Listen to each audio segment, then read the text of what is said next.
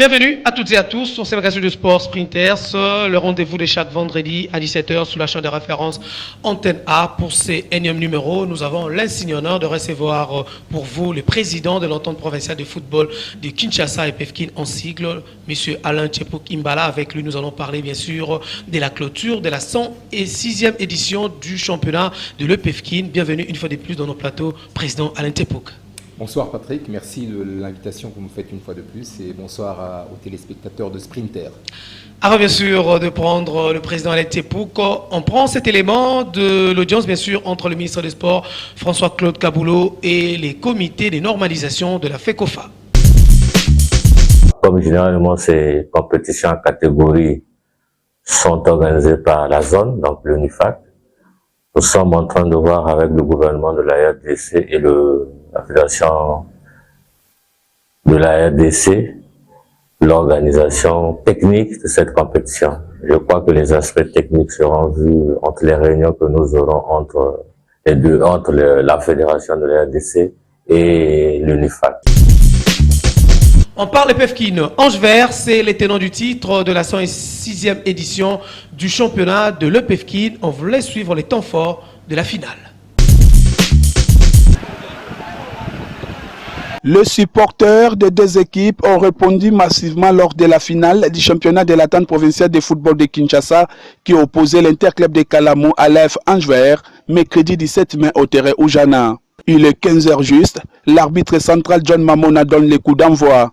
Pas d'observation du côté de l'Interclub de Kalamou qui a démarré le match avec beaucoup de vivacité. Acculé par son adversaire, les Anges Verts vont calmer la tempête quelques minutes après et s'imposent son jeu. La mi-temps intervient sur le score de 0 but partout. Après les citrons, malgré les changements opérés de part et d'autre, le score reste changé jusqu'à la fin de la partie. Pour départager les deux protagonistes, place à présent à la séance de tir au but.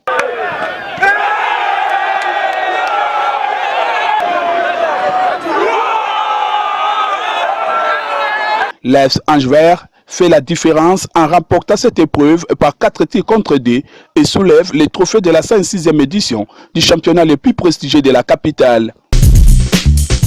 Président Alain Tchepouk, quel est le secret, puisqu'on a vu du début à la fin un championnat avec la première et jusqu'à la dernière journée? Quel est le secret?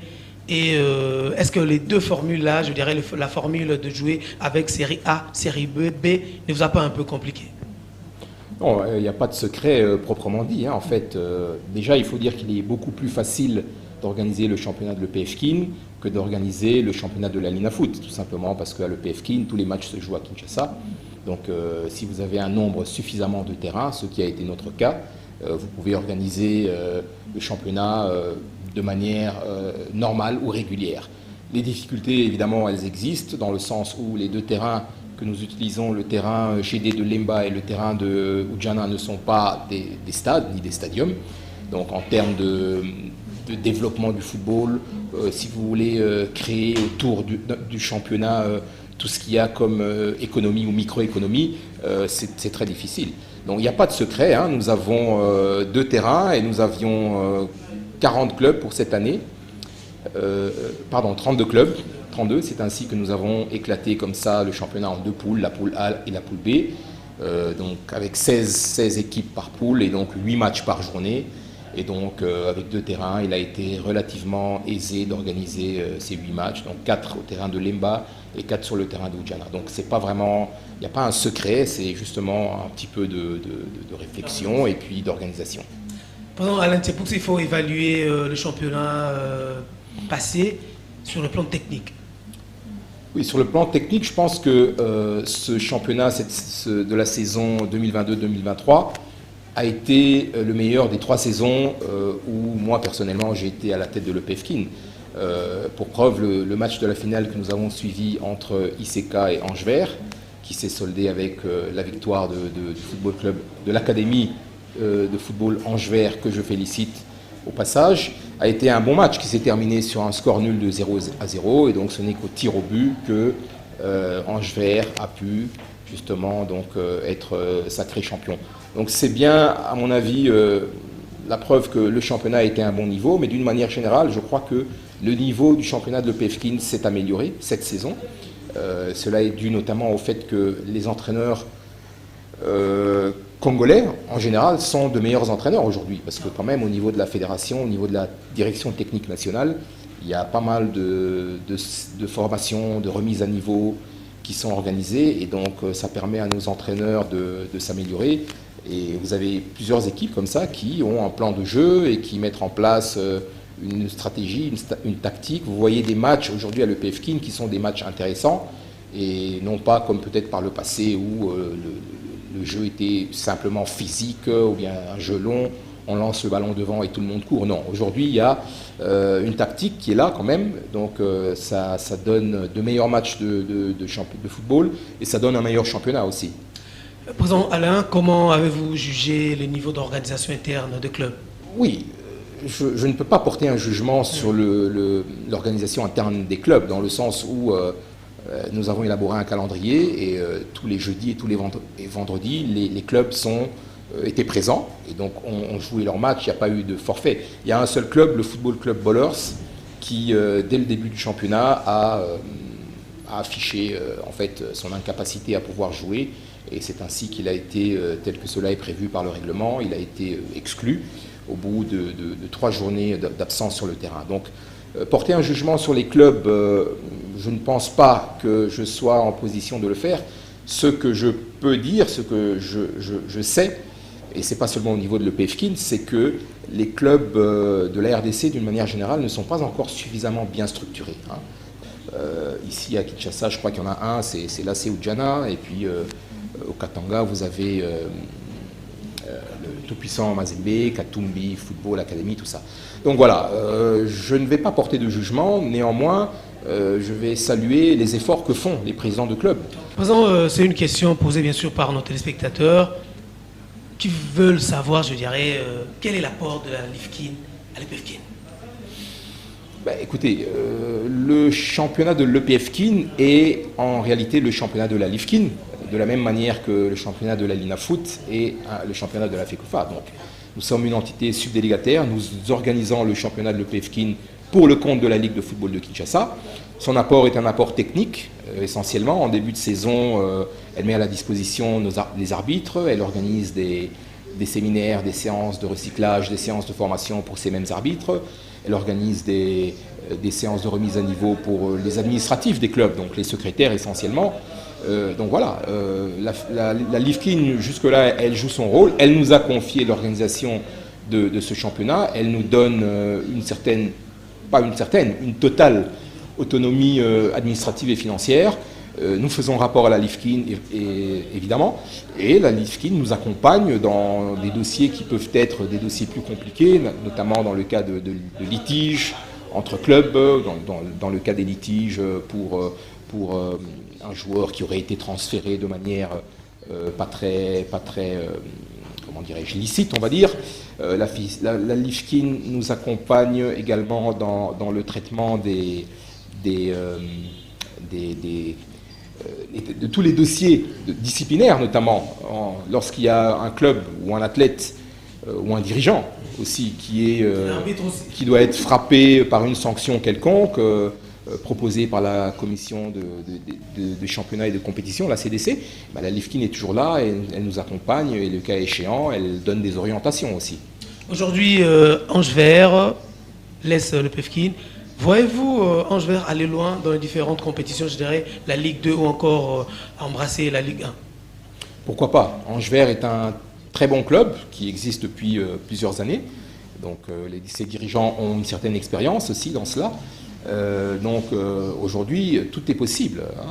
Ange Vert, en fonction de son niveau d'organisation, en fonction de sa capacité financière aussi, pourra faire un championnat de Ligue 2, elle pourra être performant en fonction justement de ses objectifs bien précis et de la manière dont le club est structuré. Donc je pense que c'est un club qui a quand même pas mal d'expérience, et je n'ai aucun doute qu'ils feront ce qu'il y a à faire pour se distinguer dans ce championnat de la Ligue 2.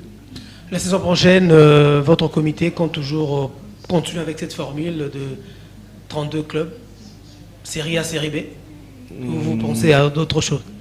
Jusque-là, je dirais que oui, parce que nous n'avons pas encore eu écho d'une diminution ou d'une augmentation du nombre de clubs qui vont disputer le championnat de l'EPFKIN. Donc théoriquement, oui, nous allons continuer avec deux poules, poule A, poule B. Ce que j'espère par contre, c'est que les infrastructures qui sont en train d'être aménagées, notamment dans le cadre des Jeux de la francophonie, donc le stade Tata Raphaël, le stade des Martyrs évidemment, j'espère que ces deux stades pourront être mis à la disposition de l'EPFKIN afin de permettre justement à l'EPFKIN de pouvoir se dérouler dans les meilleures conditions.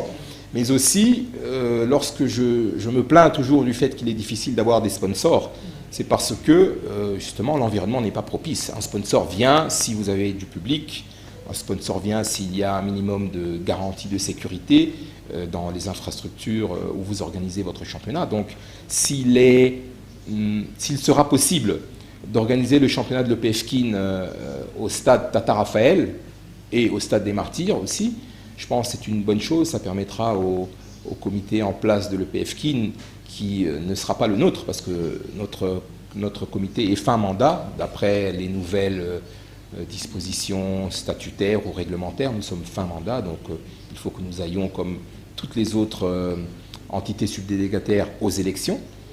Donc je disais que, évidemment, nous sommes candidats à notre propre succession, ça je vous le dis clairement, mais si les sociétaires nous font encore confiance pour la saison prochaine et pour les 4 saisons à venir, je pense qu'il sera beaucoup plus facile d'organiser le championnat, d'améliorer en fait ce championnat s'il est organisé au stade Tata Raphaël, notamment parce que, comme vous le savez, c'est l'organisateur du championnat, donc le PFKIN, qui doit tout organiser. Donc à ce moment-là, si le stade est bien est remis à niveau, comme il est en train de le faire, si le contrôle des accès au stade est possible, est renforcé, donc c'est clair que les recettes seront plus importantes parce qu'on aura moins de fraudeurs. Vous savez comment ça se passe dans le stade, des gens qui grimpent au-dessus des barrières, au-dessus des murs. Donc si on peut mieux canaliser toutes les recettes des quelques spectateurs qui viendront, ça sera déjà une bonne chose. Ensuite de cela, si on peut, en tant qu'organisateur, gérer tous les aspects, tous les domaines qui génèrent des recettes lors d'un match de football, notamment le bar, enfin, la vente de boissons non alcoolisées, il serait bien que justement nous puissions, nous en tant qu'organisateurs, et nous allons le faire si le stade est mis à notre disposition, nous allons faire en sorte de maîtriser toutes les sources de revenus qui généralement se trouvent autour d'un match de football ou lors d'un match de football. Donc tout ça, ça va augmenter évidemment les recettes de l'entente, et l'idée, qui était toujours l'idée de départ, est de pouvoir assurer au club justement la rétrocession de ceux qui leur est dû. Évidemment, la rétrocession de ce qui est dû au club dans le cadre d'un match au stade des Martyrs ou au stade Tata Raphaël, elle est prévue, elle est réglementée, mais ce qui est important dans l'organisation du championnat de PFKIN dans un stade, comme le stade Tata Raphaël, c'est que je pense que ça va nous permettre de finalement attirer des partenaires. Si nous avons cette capacité que nous avons eue pendant les 3 saisons passées à élaborer le calendrier et le respecter, ça veut dire que le sponsor sait que tous les jours, enfin 2 jours par semaine, il y a tel match à telle heure. Je pense que ce sera très intéressant, et notamment pour les sociétés de Paris, que nous avons essayé de contacter tout au long de ces 3 années, mais qui ont été toujours dans une position d'observateur. Ils nous ont observés. Bon, là maintenant, je pense que nous avons fait nos preuves en quelque sorte. Donc je n'ai aucun doute que l'année prochaine, les sociétés de paris sportifs pourront nous accompagner, d'autant plus que les Quinois ou les Congolais d'une manière générale sont de grands parieurs, des grands joueurs. Donc tout cela toujours dans le but de générer des fonds qui, dans le cadre du développement du football, parce que c'est le rôle de l'EPFKIN aussi, doivent être en partie rétrocédés au club. Un nouveau comité, je dirais, de normalisation, avec comme mission d'organiser les élections. Votre réaction? à la tête de la FECOFA, bien sûr? Écoutez, ma réaction est qu'on ne récolte que ce qu'on sème. Ouais. Je pense que ça fait des années que les différents acteurs du football congolais se plaignent de la manière dont le football évolue, avec les conséquences que cette gestion a eu sur notamment l'organisation du championnat de la Linafoot. Je pense que ça fait deux saisons maintenant que la Linafoot ne se joue presque plus. La Linafoot, comme vous l'avez dit tout à l'heure, est le championnat de la FECOFA, même s'il est organisé par la commission de gestion. Et donc, c'est que, quelque part, il y avait un problème. Je pense que les instances dirigeantes, les instances internationales, donc la FIFA et la CAF, nous avaient laissé, ou avaient laissé à la RDC ou au comité de la FECOFA suffisamment de temps, je pense, pour normaliser les choses. Chose qui apparemment n'a pas été faite, parce que je considère que nous avons exaspéré ces gens-là, parce que qu'on le veuille ou pas, même si nous sommes, comme certains disent, et c'est vrai, nous sommes indépendants, nous ne voulons pas d'ingérence dans la gestion de nos affaires internes, mais la FECOFA est membre de la CAF et de la FIFA. La FECOFA perçoit, je crois, des fonds de la CAF et de la FIFA. Donc, quelque part, nous sommes redevables. Quelque part, nous devons justifier notre fonctionnement. Et donc, si il a été décidé de mettre en place ce comité de normalisation, c'est que, quelque part, nous avons exaspéré ces gens-là. Par notre façon de faire, par les différents problèmes, par les différentes difficultés. On parle de gestion des fonds qui n'est pas toujours très claire. On parle d'une gestion des fonds qui ont été alloués aux fédérations dans le cadre du Covid, qui eux aussi n'ont pas été... Enfin, je vais vous dire, aujourd'hui on est fin mandat, on peut dire, nous avons reçu $250. L'entente provinciale de football de Kinshasa a reçu $250 dans le cadre des fonds qui sont arrivés pour le Covid. Alors évidemment, on les a pris. Le PEFKIN réussit toujours, il faut reconnaître, à organiser bien le championnat. Quel est pour vous le vrai format pour bien réussir le championnat de la Ligue nationale de football? Jouer le match aller et les deux phases, aller et retour.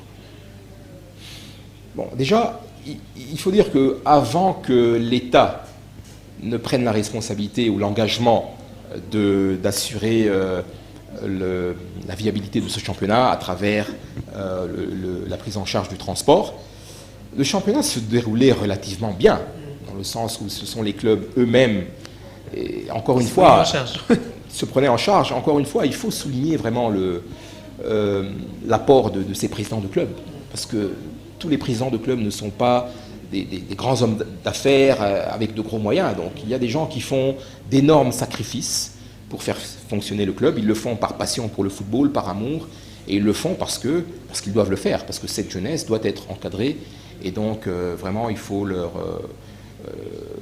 lever le chapeau à ces gens-là. Ils sont vraiment admirables, et il faut honorer ces gens-là. Donc avant ça se passait bien. Je ne sais pas dans quel cadre il a été décidé que l'État prenne en charge le championnat de la Linafoot, peut-être parce que les clubs avaient manifesté probablement la volonté de se voir accompagnés par l'État, et donc cela s'est fait. Mais maintenant, il faut être réaliste. Ça fait 2 saisons, je crois, que ce championnat se termine en queue de poisson, si vous me permettez l'expression. Et donc, c'est clair que ce format de la Linafoot, avec des équipes qui voyagent aux frais de l'État, n'est pas le bon format, en tout cas en ce qui me concerne, puisque l'État n'a pas été en mesure d'assurer ce transfert des clubs de l'Est à l'Ouest de manière régulière. Nous avons un problème, même si l'État avait été capable de le faire, il y avait des problèmes au niveau des compagnies aériennes aussi. Il n'y a pas de vol tous les jours. S'il faut aller jouer à Kindu, il faut passer par Bukavu ou Goma. Donc c'est très compliqué. En termes d'organisation aussi, c'est très difficile, parce que je discutais l'autre jour avec un président de club de la Linafoot qui me disait qu'il s'est rendu à Lubumbashi, où il a joué contre Mazembe, Don Bosco, Lubumbashi Sport, et puis ensuite il a été à Likasi ou à Kolwezi, pour jouer contre les clubs de ces deux villes-là, mais les clubs n'étaient pas là, parce que ces clubs-là étaient à Kinshasa, pour jouer d'autres matchs contre DCMP, contre Vita ou contre Naissance. Donc vous voyez qu'à un moment donné, la formule en soi n'est peut-être pas mal, mais elle doit être repensée, okay, pour que le championnat se joue de manière normale. Donc personnellement, je considère que notre football doit être reconstruit, rebâti. Donc il ne faut pas avoir peur de revenir en arrière, de faire marche arrière. Il ne faut pas avoir peur de remettre les clubs dans leur ligue respective. Ça veut dire que, en ce qui nous concerne, Kinshasa, à mon sens, l'AS Vita Club, Renaissance, DCMP doivent revenir dans le championnat de l'EPFKIN. Non, ce n'est pas moi qui vais trouver le mécanisme pour cela, parce qu'au championnat de l'EPFKIN, il y a déjà 32 clubs. Donc ça veut dire que si tous ces clubs-là reviennent à l'EPFKIN, plus ceux de la Ligue 2, vous avez au moins une quinzaine de clubs, je crois, non, 12. Une douzaine de clubs qui doivent réintégrer l'EPFKIN. Comment ça va se passer ? Et va-t-on faire descendre dans les ententes urbaines 12 clubs pour laisser la place à ces 12-là ? Ça, je ne sais pas. Je pense qu'il y a des gens suffisamment outillés à la Ligue et à la Fédération pour décider de la manière dont cela doit se faire. Mais pour un club comme l'AS Vita Club, qui doit jouer la Coupe d'Afrique, je crois, la saison prochaine, il est impératif que l'AS Vita Club puisse jouer un championnat, un vrai, c'est-à-dire avec avec un match par semaine, c'est-à-dire tous les 6 jours, tous les 7 jours, un match. C'est la meilleure façon de préparer l'AS Vita Club à affronter ces échéances au niveau continental. Et la seule manière de le faire, à mon sens, c'est que l'AS Vita Club revienne à la Lifkin. Okay. Donc pour moi, en tout cas, je n'ai pas de doute là-dessus. Il faut, dans le cadre de la reconstruction de notre football, il faut remettre les pendules à zéro. Il faut que les clubs réintègrent leurs ligues respectives, comme ça se faisait par le passé, lesquels championnats provinciaux vont dégager un champion qui ira jouer des play-offs, qui seront plus facilement organisables, et ce sera moins coûteux aussi pour l'État, puisque c'est l'État, je pense, qui va prendre cela en charge. Donc vous avez 11 provinces, vous allez dégager, je ne sais pas, 11 champions, plus 5 meilleurs deuxièmes. Et vous allez organiser comme ça un tournoi avec 4 poules de 4. Vous avez des playoffs avec 16 clubs. Je pense que ça peut se faire en 3 semaines. Et voilà, vous avez des champions qui vont nous représenter la saison d'après en Champions League ou en Coupe de la Confédération. Donc voilà un peu ma position par rapport à cela. Président Letchepouk, les Léopards de la démocratie du Congo, on avait mal entamé les 2 premières journées. On s'est réveillé quand même lors de la 3e et 4e journée. 4 points, dernier au classement. La RDC joue sa vie au Gabon. Oui, ça fait quelques années qu'on joue notre vie. On souffre, nous qui aimons le football. Non, mais écoutez, je pense qu'ils ont encore toutes leurs chances. Donc, ils sont derniers du groupe, d'accord, 4 points. Il reste encore quelques matchs. Oui, 2 matchs. 2 matchs, donc ils peuvent... Non, ils doivent. Ils vont gagner ces 2 matchs-là. Et donc atteindre comme ça 10 points, je crois. Et à ce moment-là, les cartes seront rebattues et je pense qu'ils ont toutes leurs chances. Il y a une nouvelle dynamique qui est mise en place avec l'arrivée de M. Sébastien de Sabre, avec quelques nouveaux joueurs également. Donc je pense qu'il y a un nouvel état d'esprit qui s'est installé, j'espère du moins, dans ces léopards. Et donc il faut capitaliser cela, il faut surfer sur cette vague, comme on dit. On a gagné, je crois, le dernier match. Et il faut continuer ainsi. Et je pense que voilà, l'état d'esprit est bon dans ce club des Léopards. Il y a une nouvelle dynamique au niveau de la fédération aussi, avec ce comité de normalisation qui est là. Donc il y a un nouvel état d'esprit qui est là. Il y a de nouvelles injonctions aussi qui sont données. Ou si ce ne sont pas des injonctions, il y a une nouvelle façon de faire, je crois, qui s'est installée, qui va s'installer, qui va donner à juste titre peut-être plus de pouvoir, je mets pouvoir entre guillemets, à la direction technique nationale qui a son rôle à jouer là-dedans, avec les gens qui sont à la direction technique nationale et qui sont des gens très expérimentés. Je parle notamment du DTN Loussadissou et de Joseph Moukeba, qui sont, je crois que leurs compétences, elles sont avérées, et personne ne peut contredire cela. Donc ce sont des gens dont l'expérience doit être mise à profit, même dans le cadre des équipes nationales, des Léopards A, avec tout le respect, toute la considération que nous avons pour M. Sébastien de Sabre, mais M. Loussadissou et M. Moukeba, peut-être encore plus, ont une grande expérience des compétitions internationales. Je crois qu'en 98, nous avons été au Burkina Faso à la CAN avec le coach.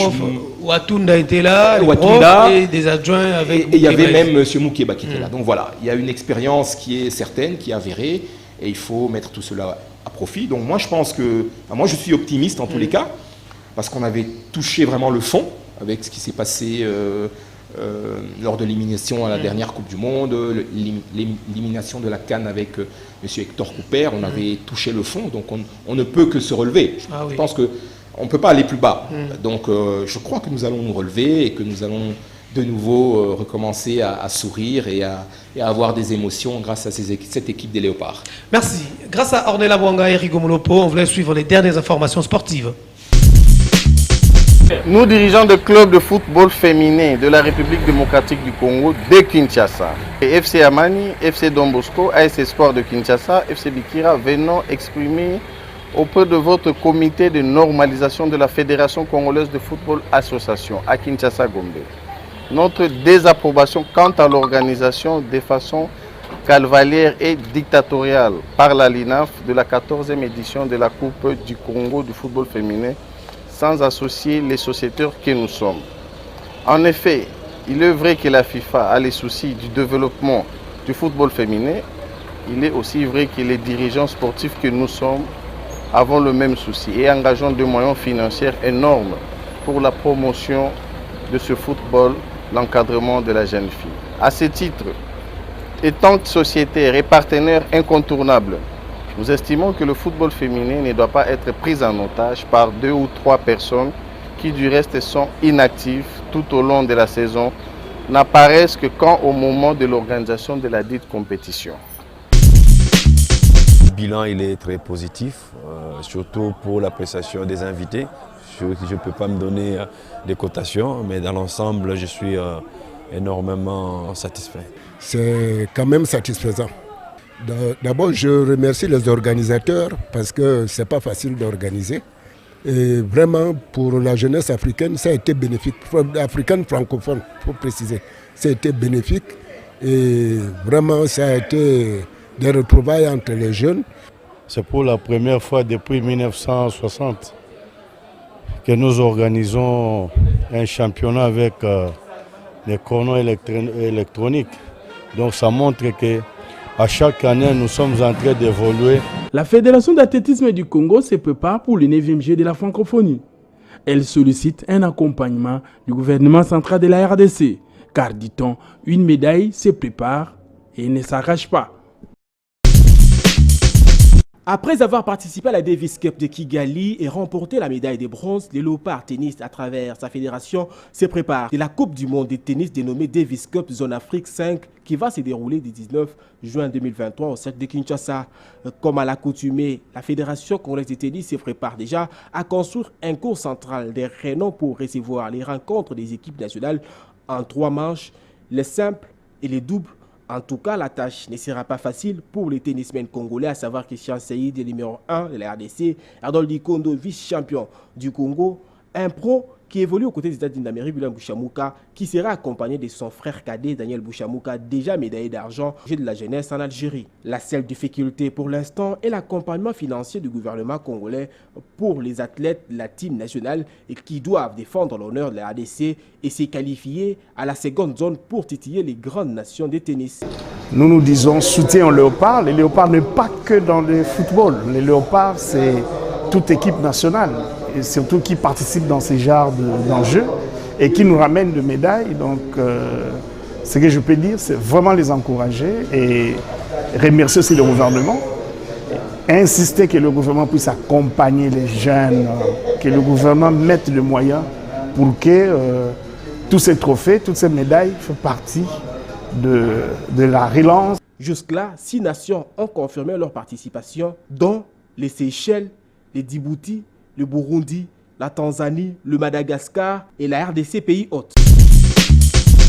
Au-delà du 9e jeu de la francophonie qui arrive, nous, sportifs de la RDC, nous devons prendre à bras le corps cette lutte contre le dopage parce que nous n'avons pas besoin, au vu de la qualité de nos athlètes, au vu des talents de nos athlètes, nous n'avons pas besoin de passer par tous ces produits qu'on vante ça et là, étant donné que ces produits ont malheureusement des effets secondaires qui peuvent nuire à la santé de nos athlètes, et qui dit santé, la santé de notre jeunesse, ça va avoir des répercussions sur l'économie du pays et sur la vie même du pays, si je peux me résumer ainsi.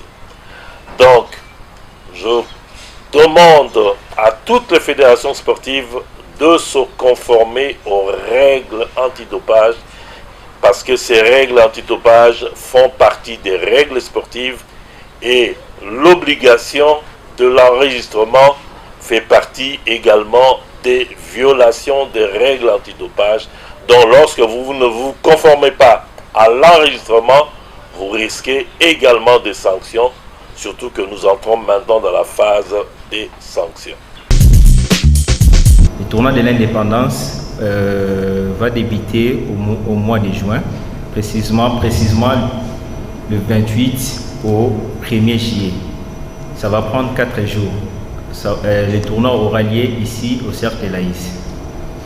Il y aura plusieurs catégories. Il y aura la catégorie senior homme, il y aura senior dame, il y aura des vétérans hommes, il y aura chez les enfants, il y aura les I12 qui vont prendre part à ces tournois.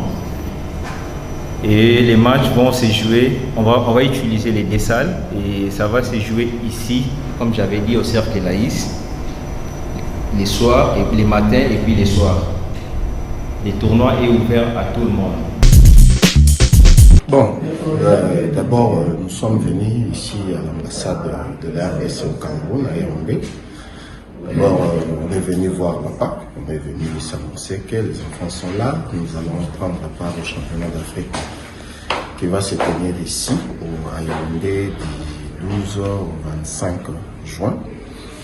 C'est une bonne occasion pour nous de venir à l'ambassade s'annoncer et puis voilà, voir comment est-ce que la suite des événements va se dérouler. Évidemment, quand on est venu aujourd'hui, c'était d'abord la présentation. On a vu l'ambassadeur, on a vu l'excellence, on a parlé avec lui, il nous a gentiment accueillis, il nous a donné des conseils, il nous a dit ce qu'il faut. Et nous lui avons aussi soumis les problèmes de visa de courtoisie qu'on doit avoir par rapport à nos passeports de service. Voilà, il a donné directement des ordres au premier conseiller de l'ambassade pour qu'il puisse faire aussi le suivi. Donc on est à 100% satisfait. Le trophée Lipanda n'est rien d'autre qu'un tournoi de football loisir qui est organisé par un cadre formel. Je crois que nous allons vous remettre tantôt les termes de référence qui expliquent dans tous les détails le contenu de ces trophées Lipanda. En fait, nous sommes une ASBEL qui évolue comme tout autre ASBEL, mais qui n'est pas à confondre avec les ASBEL à caractère sportif. Non, non. Nous fonctionnons sur base de notre statut qui définit nos objectifs, mais ce qui est un peu de particulier dans notre fonctionnement au sein de notre ASBEL Unis pour le Progrès, c'est ces départements des sports et loisirs qui s'occupent de toutes les activités sportives. Donc nous avons l'habitude d'organiser des marches de santé, des matchs amicaux avec d'autres amis. C'est ce qui a conduit en ce jour de ces cadres formels qui permet à cette catégorie de la population dite vétéran loisirs de pouvoir se retrouver chaque année autour de ces trophées. Donc, tantôt je l'ai dit, il y a un cadre qui définit tout dedans, mais le trophée Lipanda n'est qu'un concept. Mais pour l'instant, nous évoluons dans le football, l'organisation du tournoi, avec les vétérans bien sûr, Alors nous poursuivons un objectif là-dedans parce que le trophée Lipanda, vous comprendrez avec moi, il s'agit aussi de la célébration de l'indépendance de notre pays. En rapport à notre projet que nous avons, on s'est dit que c'est une opportunité pour nous. En tout cas, nous ne sommes pas hésités pour aller toquer les portes du ministère des Sports et Loisirs. Et jusque-là, nous n'avons pas vraiment une suite favorable par rapport à notre demande. Nous sommes en pourparlers avec le ministère des Sports. Nous espérons que le ministère, à travers l'excellence François Kaboulou, il fera quand même quelque chose pour cette 3e édition. C'est ça vraiment notre souhait. Nous lançons les trophées Lipanda le samedi 27 mai à 9h. Président, une dernière question. Un message aux clubs qui ont bien sûr remporté les ententes urbaines, qui deviendront, je dirais, la saison prochaine, les sociétaires de l'EPFKIN. Déjà, on les félicite parce que voilà, c'est pas facile. Les ententes urbaines, je le sais parce que moi-même je viens de là. Ah oui. C'est dur. C'est dur parce que quand on aime le football, c'est dur de jouer dans des lacs. C'est dur de jouer dans le poteau-poteau. Oui. Or, c'est ce qui se passe. Hein. Les terrains de la plupart de nos ententes urbaines sont des terrains boueux, sablonneux. Et en même temps, c'est triste. C'est triste pour cette jeunesse, pour ces jeunes athlètes. Donc, on les félicite du travail qu'ils ont pu abattre, de la force qu'ils ont eue pour gagner ce championnat, parce que c'est pas facile de gagner au Parc en première division. Et on leur souhaite évidemment la bienvenue chez nous à l'EPFKIN. Si on sera encore là, on va se faire un plaisir de continuer à les servir. En tout cas, c'est ce qui nous a toujours animés. Et si on n'est plus là, je pense que les gens qui sont à l'EPFKIN, les prochains dirigeants de l'EPFKIN, ce sont des gens qui, d'une manière ou d'une autre, ont gravité autour de l'EPFKIN. Oui. Donc je pense qu'ils ont vécu avec nous ces 3 saisons où le championnat a été relativement bien organisé. Et donc je pense qu'ils ne peuvent que reproduire la même chose, même si nous, on n'est plus là. Ceux qui viendront après seront issus probablement du milieu de l'EPFKIN et donc ils vont faire la même chose ou même mieux que ce que nous avons pu faire. Donc je pense que c'est une bonne chose. L'EPFKIN est sur une bonne dynamique, une dynamique lente, mais quand même une dynamique de développement. L'EPFKIN est de mieux en mieux organisé et l'EPFKIN ne peut qu'aller de l'avant. Merci Président, merci d'avoir accepté notre invitation. Merci à vous et à la prochaine. Merci, c'est par là que nous mettons un terme à ces magazines de sport Sprinters. Merci à tous ceux qui ont mis la main à la pâte pour sa réussite. Là, je vois Ange Kassa, Guy Mawessi, Osé Dokolo, Pompe rétablissement, bien sûr, à Bardolelo et Papi Katassi. Merci à Ornella Bouanga Tunda qui a monté avec dextérité ces magazines à suivre vendredi et dimanche. Que Dieu bénisse la République démocratique du Congo. Bye bye. Hé Stan, c'est l'heure de quitter nos amis. Allez Stan, t'es pas ok pour leur dire au revoir ou quoi? Quoi? Ah non, il est pas ok hein, il est KO. Ok, KO. Salut les enfants.